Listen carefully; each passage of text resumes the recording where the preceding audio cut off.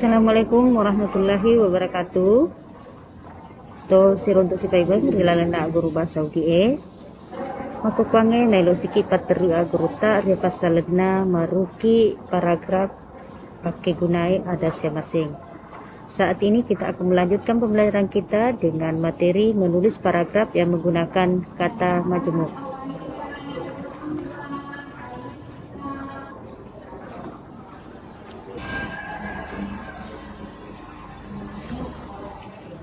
Baik anak-anakku sekalian, sebelum kita memulai menulis sebuah paragraf, maka terlebih dahulu kita harus mengetahui bagaimana cara membuat sebuah paragraf yang baik.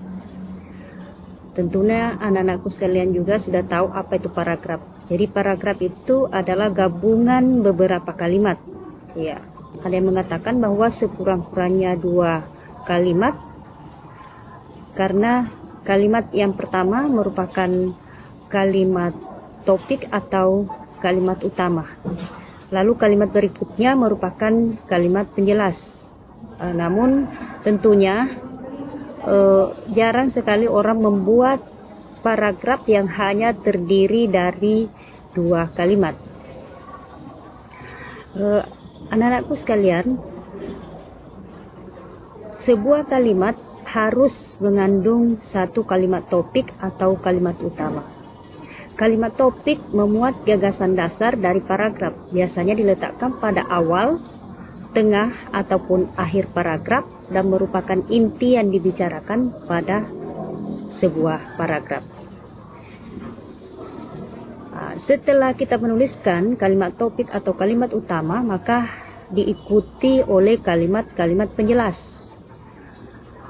Kalimat penjelas ini memberikan penjelasan dari kalimat topik yang biasanya terdiri dari beberapa kalimat seperti yang dijelaskan tadi. Kalimat-kalimat tersebut memuat tentang alasan atau sebab musabab, kenyataan atau bukti, keterangan dengan angka-angka konkret, penguat yang dikutip dari sumber lain. Nah, seperti itu. Sebentar kita akan melihat bagaimana contoh sebuah paragraf yang tentunya mengandung kalimat topik dan kalimat-kalimat penjelas.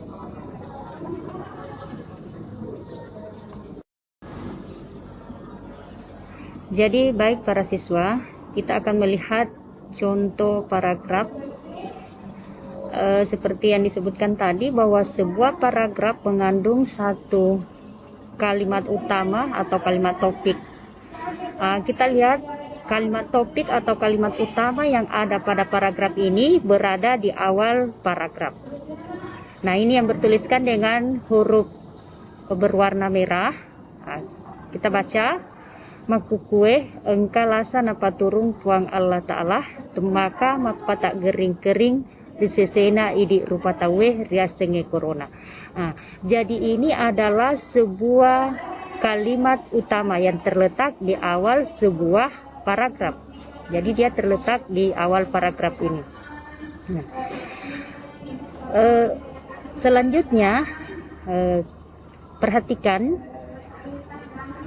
kalimat penjelas yang terdiri dari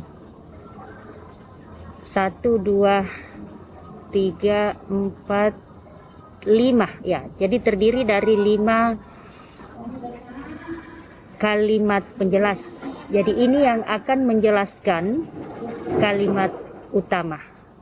Kita baca. Iyai lasai depa riruntui pak burana ia mapasawe rilainai ritu de nama deceng pakalinonge napakuah nasaba ame taurenna barakwa mengi de natuju ki bansana anak sekolah de nama deceng agurunna de to natuju jama-jamanna tau mai gae makuto paropaimen de nasoku ibadai rupuasewai.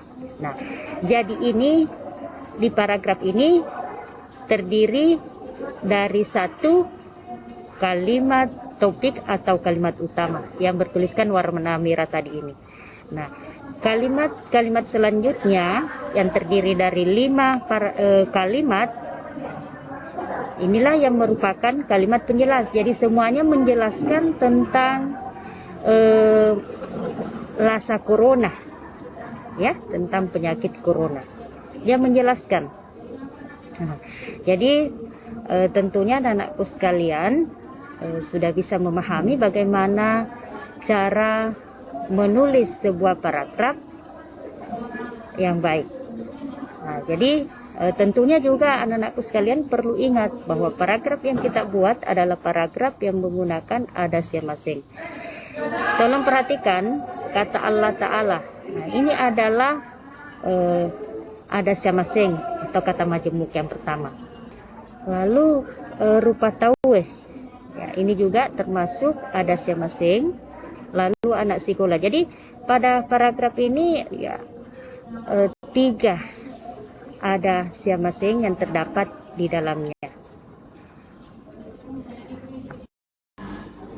Nah, untuk lebih jelasnya, silahkan anak-anakku sekalian memperhatikan terjemahan dari paragraf yang berbahasa Bugis tadi, supaya anak-anakku sekalian bisa lebih memahami, oh ini seperti ini namanya kalimat. Jadi ini untuk membantu anak-anakku sekalian memahami model paragraf ini. Iya, jadi ini ada yamaseng rilalena paragraf T. Maksudnya kata majemuk yang terdapat pada paragraf tadi, ya, pada kata Allah Ta'ala, rupa tahu, anak sekolah. Jadi Allah Ta'ala itu artinya Allah Subhanahu wa Ta'ala. Lalu rupa tahu artinya manusia, anak sekolah artinya anak sekolah atau siswa. Jadi silakan anakku sekalian berlatih untuk membuat paragraf. Tentunya perlu diingat bahwa di dalamnya ada yamaseng atau kata majemuk di dalamnya. Selamat berlatih. Sekian, wabillahi taufiq wal hidayah. Wassalamualaikum warahmatullahi wabarakatuh.